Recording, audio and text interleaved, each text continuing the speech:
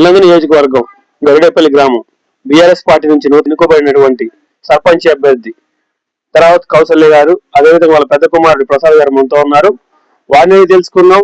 ఇక్కడ కాంగ్రెస్ ప్రభుత్వం అధికారంలో ఉన్నా గానీ ఇక్కడ గ్రామ ప్రజలు బీఆర్ఎస్ నుంచి వాళ్ళని ఎన్నుకోవడానికి గల కారణాలు ఏంటి, వాళ్ళు ఈ ఊరిని ఏ విధంగా అభివృద్ధి చేయాలనుకుంటున్నారో వారి మాటల్లో విందాం. చెప్పండి ప్రసాద్ గారు. ముందుగా గరుడేపల్లి గ్రామ ప్రజలకు మా కుటుంబం తరపున అందరికీ ధన్యవాదాలు. ఇది అతి చిన్న వయసులో మాకు ఇచ్చిన గొప్ప బాధ్యత.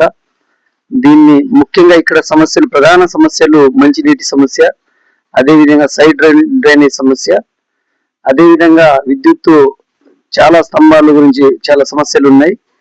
వీటిని దృష్టిలో పెట్టుకుని చిన్న వయసులోనైనా నాకు ఇంత బాధ్యత ఇచ్చారు. వారికి ఎప్పుడు రుణపడి ఉంటానని గౌరవ మీడియా ముందు తెలియజేస్తున్నాను.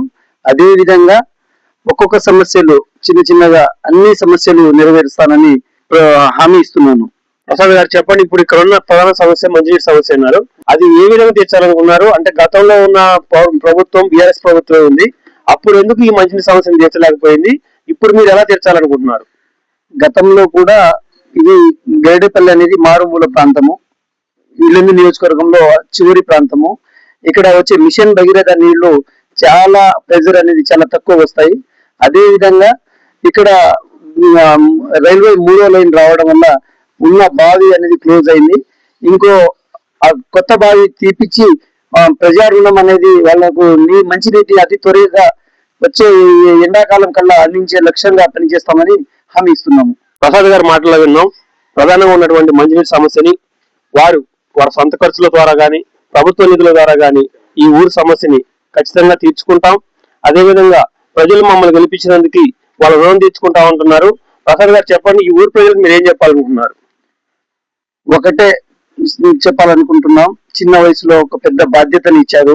ఈ బాధ్యత అనేది చాలా గుణపాఠాలను నేర్పించింది. అదేవిధంగా ఎవరు చిన్న పెద్ద తేడా లేకుండా అందరూ కష్టపడ్డారు. వారందరికీ హృదయపూర్వకంగా వాళ్ళ రుణపడి ఉంటాం. ఏ విషయంలోనైనా మీ దగ్గరికి వాలిపోతానని మనస్ఫూర్తిగా కోరుకుంటున్నాను.